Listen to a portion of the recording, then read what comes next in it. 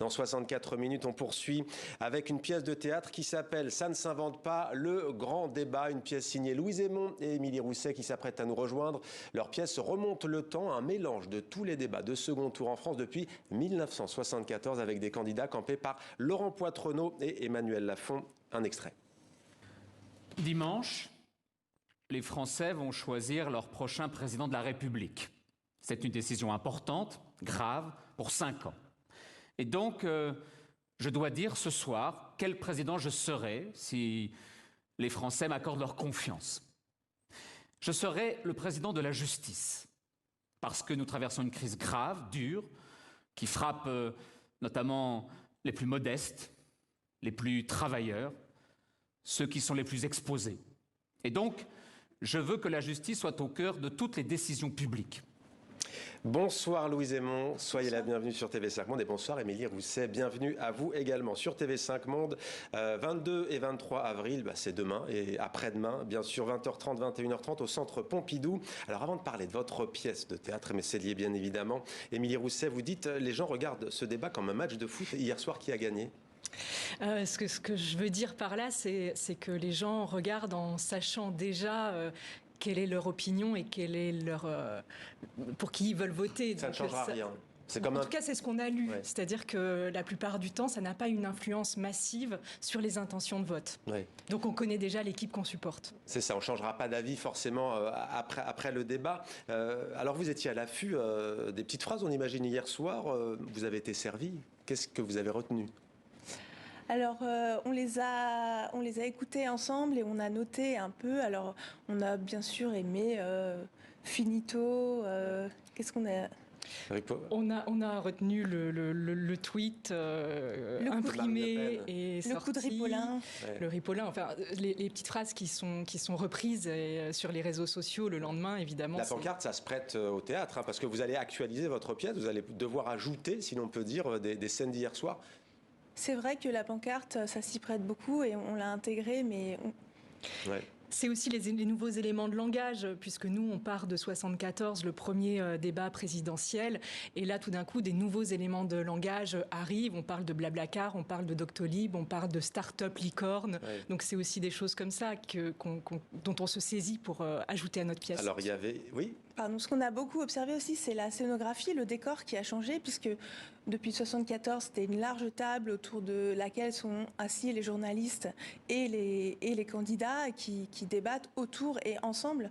Et là, c'était vraiment des îlots, chacun était isolé dans un coin, très loin des journalistes, et il n'y a rien qui liait les candidats. C'est intéressant ce que vous dites. C'est vrai que peu insistent aujourd'hui dans les médias français, mais c'était assez... le mot est un peu trop fort, mais c'était assez lunaire quand même, au fond. Hein. Il y avait un grand vide entre eux, en tout cas, physiquement. Quoi, ouais, parfois, un candidat, une candidate un peu désarçonnée qui se tourne vers les journalistes. Gilles Boulot, Léa Salamé. Ils étaient assez loin, ce qui donnait des angles de regard aussi assez particuliers. C'est vrai que nous, dans notre pièce de théâtre, on s'est beaucoup attaché à décrypter les éléments de mise en scène que la télé impose à la parole politique. Et ça a bougé. Donc c'est aussi ce qu'on a regardé dans le nouveau débat. Dans quel sens ça a bougé, par exemple, hier soir En fait, déjà, il y a toute l'histoire du plan de coupe qui nous intéresse beaucoup, qui était un plan d'écoute interdit à partir de 81 grâce aux règles de Serge Moati et de Badinter qui avaient créé ces règles très intéressantes de mise en scène. Elles sont au nombre de 22, c'est ça, je crois ? Les 22 règles, oui. Il y a la longueur de la table, il y a un débat aussi sur la température qui est, hier, il y a eu un consensus à 19 degrés. Et en fait, ce qu'on a observé, c'est que ce plan de coupe était là en 2017 et a créé beaucoup de difficultés dans ce débat. Et tous les micros étaient ouverts et on pensait qu'hier, on avait compris que ce serait réadapté, qu'il y en aurait moins. Et en fait, il y en avait beaucoup et ça influe beaucoup sur l'écoute du spectateur. Allez, un extrait, vous allez sans doute reconnaître. Permettez-moi juste de vous dire que ce soir, je ne suis pas le Premier ministre. Et vous n'êtes pas le président de la République. Nous sommes 2 candidats, à égalité, et qui se soumettent au jugement des Français, le seul qui compte. Vous me permettrez donc de vous appeler Monsieur Mitterrand. Mais vous avez tout à fait raison, Monsieur le Premier ministre. Voilà, alors ce qui est intéressant, c'est qu'on a l'impression que c'est spontané, mais que c'est préparé. François Mitterrand répète plusieurs fois Premier ministre, donc Jacques Chirac forcément sort de ses gonds.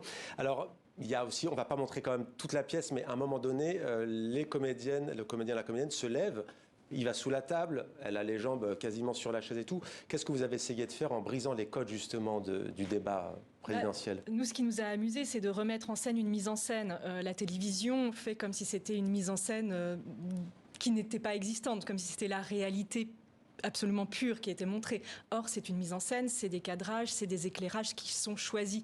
Donc nous, on part de cette base-là de réalisation et puis on la démonte, on la désarticule petit à petit pour aller jusqu'à des comédiens qui ne se regardent même plus en face à face sur la scène et à des lumières qui vont aussi à des lumières de cinéma, plus de télé. Archaïque, ce genre de débat, diriez-vous?